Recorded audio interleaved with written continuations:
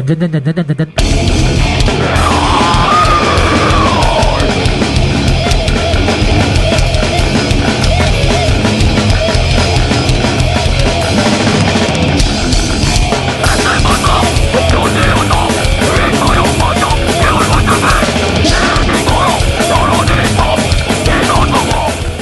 datang di channel YouTube-nya Nova Pramarta.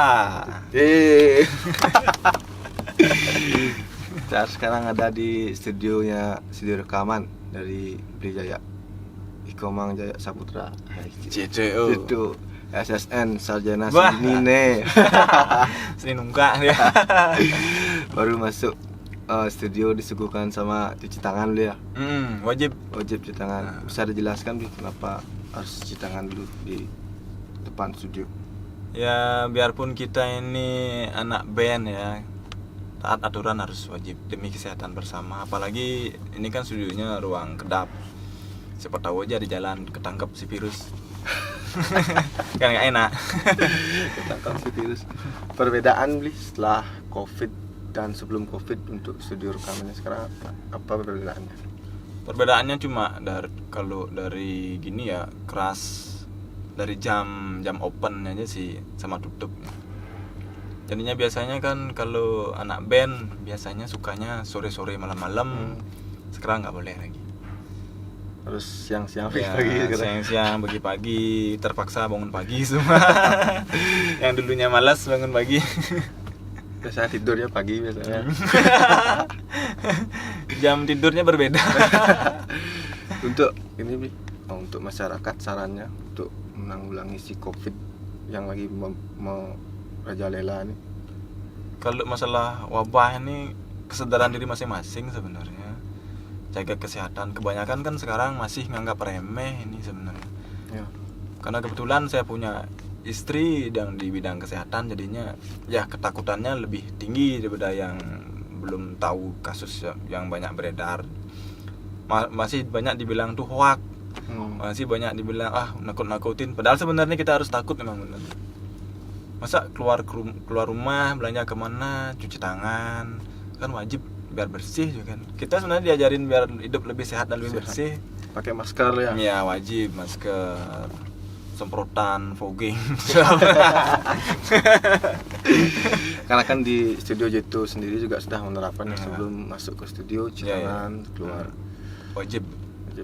Berarti istrinya sampai rumah mandi dulu Ya. baru masuk Ya. rumah. Studio J2 ini udah berapa lama, Ebli? Kalau aktif kan dari 2008. Masa itu kan baru kelar kuliah tuh. Tapi sebenarnya dari sebelumnya udah dari band pertama anak lokal sini ini Band Rigi ya. Kios kelas Tipang. Lawas. 2000 berapa? 2004 baru 2003 tuh. Pertama Band pergi rekaman di sini, Bli? Ya, tapi masih zaman jadul tuh. Ini masih baby face waktu itu. Berarti Bli belum masuk sana ya? Dan pergi Belum. Berarti masih pang ya? Ya, masih. Setelah itu Bli masuk jadi. Ya, tahun berapa tuh baru masuk. Saya juga pernah rekaman dulu ya, yang studio yang kayak lorong kecil tuh. Masih kecebong-kecebong kecil. Setelah udah ada perubahan lah Bli ya. Ya, setengkaro. Kenapa bisa gini Bli?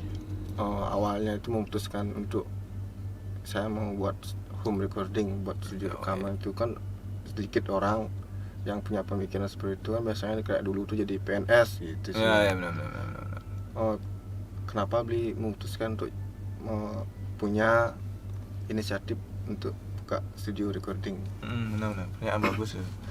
Kebanyakan anak-anak muda yang sukanya ikut-ikutan tren sebenarnya. Kalau Bli kan emang dari dulu.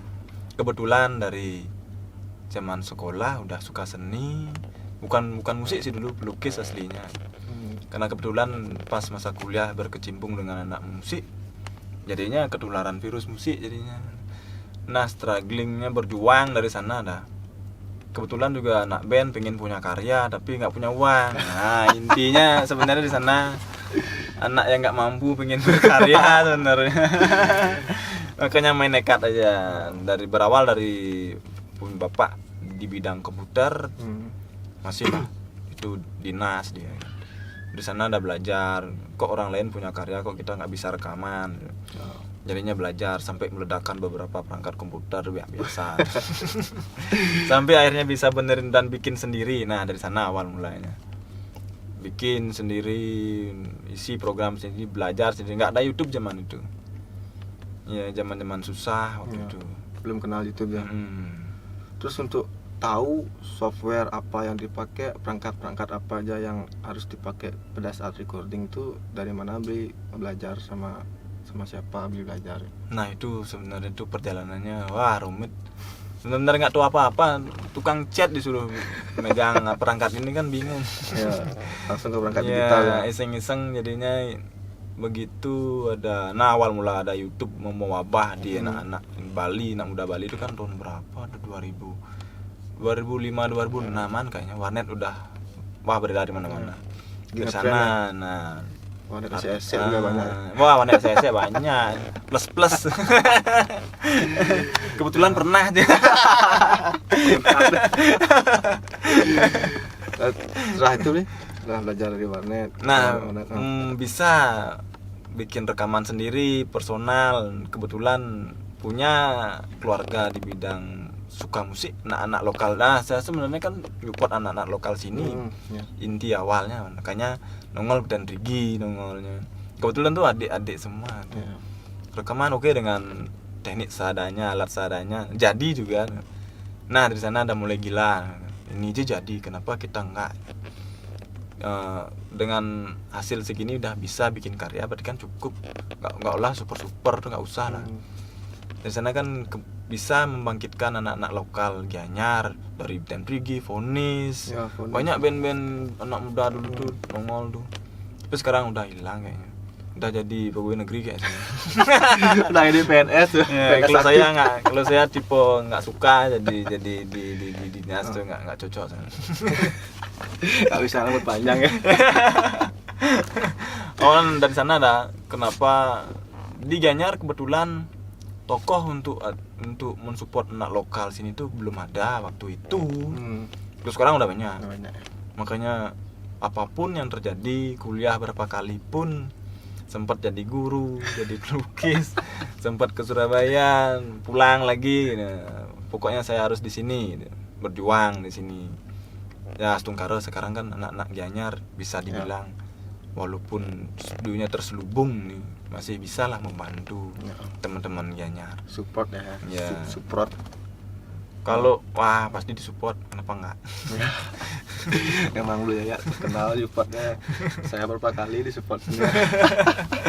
Wah ini emang pemuda ganas. Sama gini beli. Kan awal mula buat home recording atau studio recording itu kan susah ya. Kenapa beli bertahan dan struggling di bidang ini? Kan biasanya ada yang kayaknya udah nggak gini nih, nyerah aja saya gitu. Jadi kenapa memutuskan untuk lanjut aja lah gitu? Kan pasti tuh banyak ada minusnya lah, bilang minusnya di awal-awal itu. Benar. Minus banyak. Kenapa beli tetap struggling selain hobi lah memang di musik? Apa yang membuat beli memang nggak keluar lah kerja nyari apa gitu? Ya kalau itu sebenarnya personal, dia punya tekad. Beli tipenya masa bodoh sama omongan orang di pinggir, bukan cuma orang sekitar sih. Keluarga sendiri pun pasti menganggap kita nih, nggak jadi apa lu nanti di musik, nggak jadi apa ini buang-buang uang pasti gitu. Beli omong kayak gitu tuh udah 3 tahunan digituin biasa, karena beli memang dicetak cuek. Cetaknya cuek. Ya memang kebetulan kenal sama yang jadi pendamping sekarang ini kan istrinya beli ini tipe supporting suami, jadi udah nggak usah melukis, main musik aja, ngapain lukis lagi yo, malah aneh dia mikirnya. Beli yang kayak gitu kan, berarti jadinya aura positif dari pasangan tuh sebenarnya. Kita pun jadinya ada supporting walaupun cuma 1 orang, tapi berarti banget tuh. Daripada kita punya banyak supporter di depan dia bagus, di belakang malah kita dijelek-jelekin, mending nggak usah. Curhat kayak ini. Ya, curcol dikit. Memang butuh supporter emang. Benar. Apalagi beli tipenya dulu sebelum buka studio ini kan beli nggak pernah di rumah. Karena beli tipenya di sini emang bisa dibilang Cooper. nggak pernah bergaul sini, karena kita bagi Bli ini pedoman hidupnya, kita harus berani bergerak mandiri, jangan terlalu mengandalkan orang tua yang masih ada. Suatu waktu kan kita nggak tahu beliau kapan duluan, ya kalau kita duluan mereka duluan kan kecewa, masa mudanya kemana aja, takutnya kan begitu ledekan orang. Makanya Bli struggling bergaul kemana-mana di luar, walaupun di sini dibilang nggak pernah kemana-mana, tapi mereka nggak tahu Bli ya pergi jam 7 pulang jam berapa, mereka nggak tahu. Bahkan nggak pulang-pulang. Benar dari sana lah jiwa yang kayak gitu tuh beli tanam masa bodoh, jadinya mau orang mau apa tetap aja fokus intinya fokus. Karena pernah Bli dengar kalimat siapa yang bilang tuh biar alam yang membantu kita, tetap ya fokus, yakin aja terus, nggak usah dengerin omongan lain, lurus fokus, nanti alam membantu. Sungkara emang bener.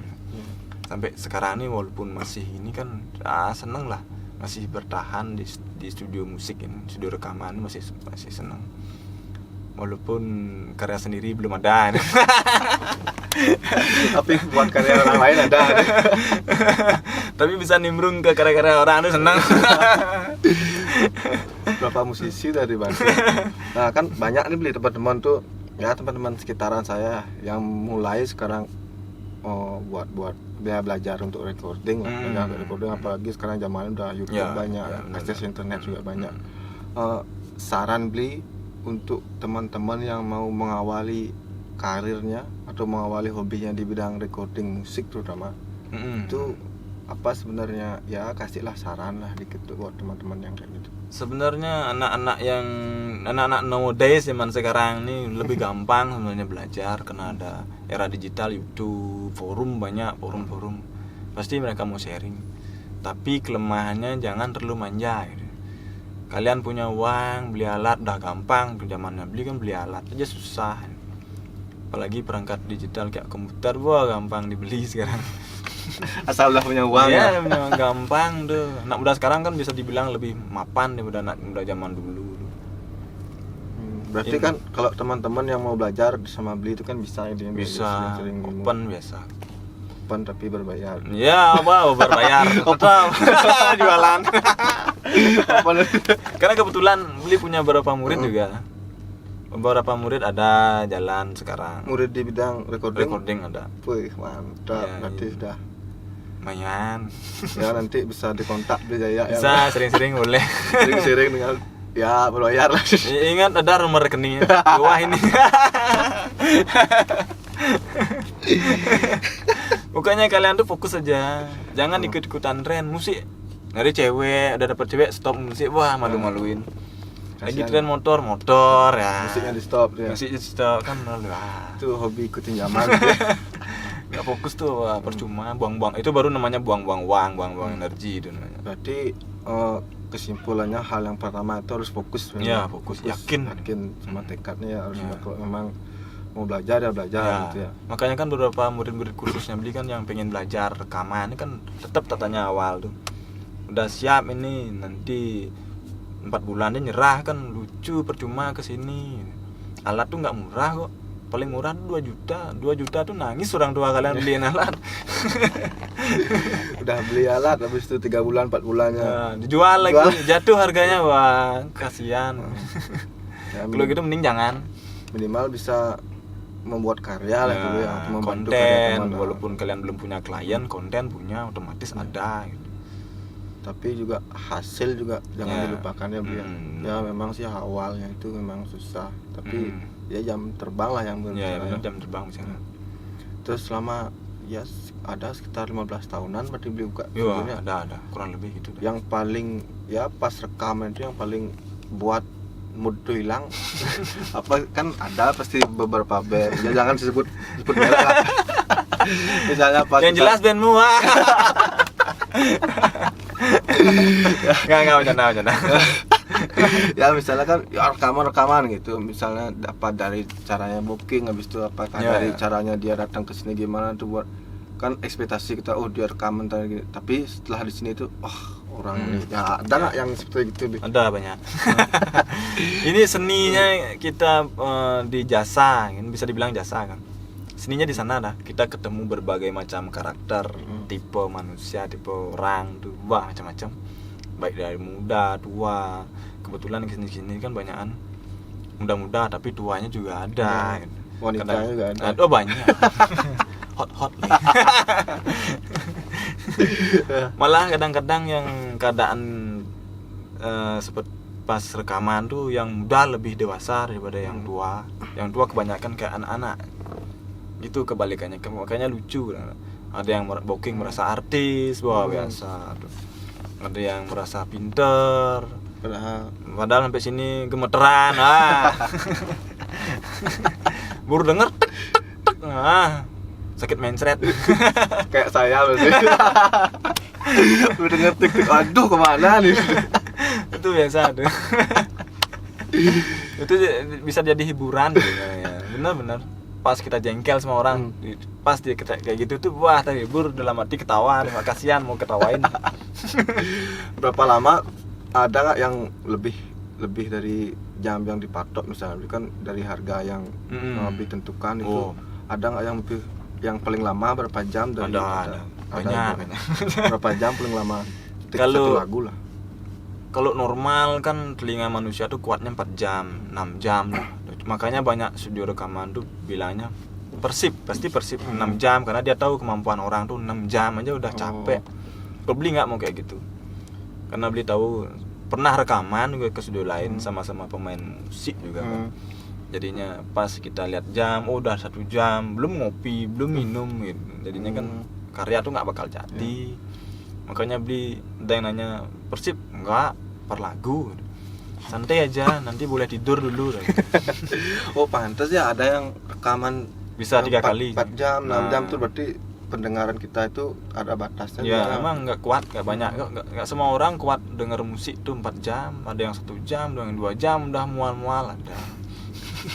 Paling lama di sini berapa jam? Wah, ada yang rekaman lah dari jam 9 pagi nih sampai jam 8 malam ada. Satu band itu aja. Ya, nggak kelar. Lanjut besoknya, padahal cuma 1 lagu ada. Oh, berarti lagunya rumet. Wah, super. Besoknya terkenal. Saya terkenal. Terkenal bubar. Pas. Terkenal bubar. Kampret. Terus gini Bli, ya misalnya saya nggak pernah rekaman nih Bli, saya mau rekaman ke Beli Yaya gitu kan, ya saya booking lah Bli hari ini ya saya mau rekaman gitu. Sampai di sini itu apa yang harus saya persiapkan? Yang pertama itu apa yang harus saya ketahui dari segi rekaman? Misalnya kan ada banyak teman-teman yang punya karya nih, tapi mau rekaman tapi mereka bingung. Sampai sana saya harus ngapain ya? Apa saya nanti nggak diketawain? Apakah saya nggak dibimbing kan gitu ya, misalnya. Minimal mereka punya dasar lah ke studio rekaman tuh. Dasar-dasarnya itu bisa kasih tahu mungkin teman-teman yang lain. Banyak yang ngechat kayak gitu dah, yang nggak pernah rekaman, dia punya karya, pengen rekaman tapi takut. Ada gitu. Makanya pertama kan tak kasih tahu mental dulu. Kalau Beli kan tipenya suka ngobrol, makanya banyak teman di sini ini suka bercanda. Ya. Beli itu susah nyari seriusnya, gila dikit. Pasti walaupun cuma chat privat, message personal tuh pasti bercanda. Di sana udah tahu gimana sebenarnya nih orang, pemalu apa gimana, dari sana dah. Besok nggak usah tegang, santai aja. Pasti dibimbing nggak? Ya, mereka kan ada yang pengalaman ketemu operator rekaman tuh, dia tuh nggak rungu kesalahan orang. Udah dicuekin, udah. Yang penting kan uang ngalir. Tapi kalau Beli nggak masuk tuh. Tapi kalau lagi jengkel bisa gitu ya? Beli nggak pernah jengkel banget. Susah nyari jengkelnya kalau kayak gini. Nggak pernah bilang maksudnya. Dipendam aja. Oh ya, yang pertama lah mental lah Beli ya, sama mental. Sebelum mental uang lah ya. Ya, wah, rekening boleh. Tapi enaknya mah Beli ya bisa nyicil Beli. Ya, benar. Open aja nggak apa-apa. Habis itu Beli saya punya segini dulu dia ya bisa. Yang penting ngomong terbuka, nggak semua orang punya uang. dia nggak, ya nanti saya bayar Bli, tapi ujung-ujungnya biar nggak gitu ya. Mending dari awal dia bilang Bli saya punya segini dulu, nanti selesai lagunya saya lunasi kan gitu Ya misalnya. benar. Daripada kalian bawa ini bawa itu keren mahal-mahal, tapi udah nganggah bang, malu ngebon, wah malu benar-benar. Mending biasa Mending aja. open lah ya, Ya terbuka. terbuka aja. Nggak punya ya nggak punya. Emang semua orang susah juga kan. Ya. Apalagi musisi itu kan berpikir dia ini buat apa besok nih harus rekaman harus gini kan, harus banyak dipertimbangin. Belum lagi punya keluarga ya. Ya. Pokoknya gitu record support aja terus. Support sampai mencret. Terus Bli, nah kan mereka udah rekaman nih Bli. Setelah rekaman, nah ini kan banyak nih bingung nih. Setelah rekaman Mau bawa kemana? mau bawa kemana? Apakah didengerin aja sendiri atau Ya. di share lewat Bluetooth? Sekarang kan beberapa smartphone itu kan udah nggak ada Bluetooth. Ya. Kemana sih harusnya ada menurut Bli Jaya ini di bawah hasil rekamannya dari teman-temannya? Apakah ke label ke Jakarta Wah, misalnya? banyak. Woi, mungkin ke label tuh, boy kemungkinan besar bisa.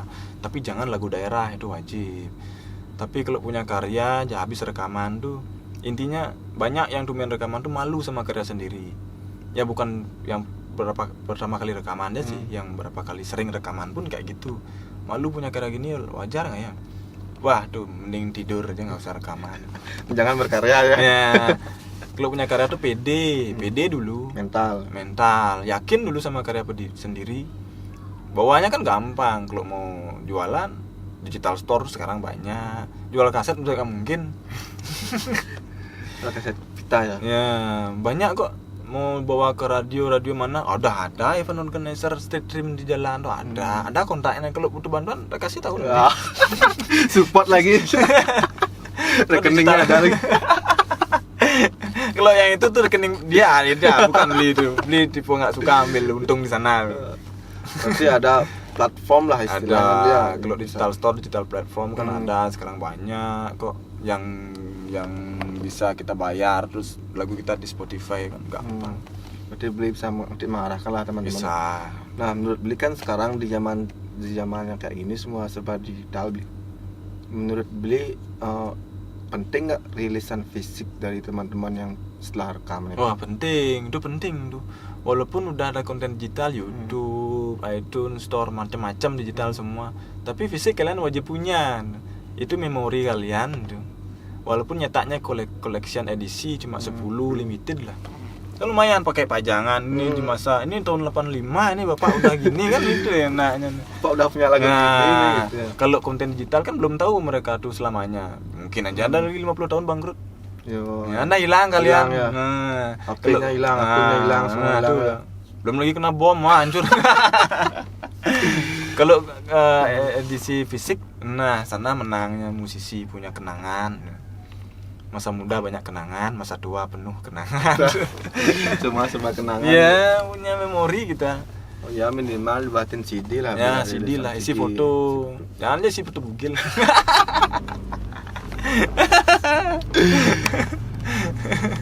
Kan keren tuh jadinya. Bener-bener wajib tuh hargai karya sendiri. Ya berarti rilisan fisik perlu juga sebenarnya. Perlu dunia digital banget. ini ya. Ada yang bilang percuma bikin kaset, percuma bikin situ. Wah, tuh orang bodoh namanya.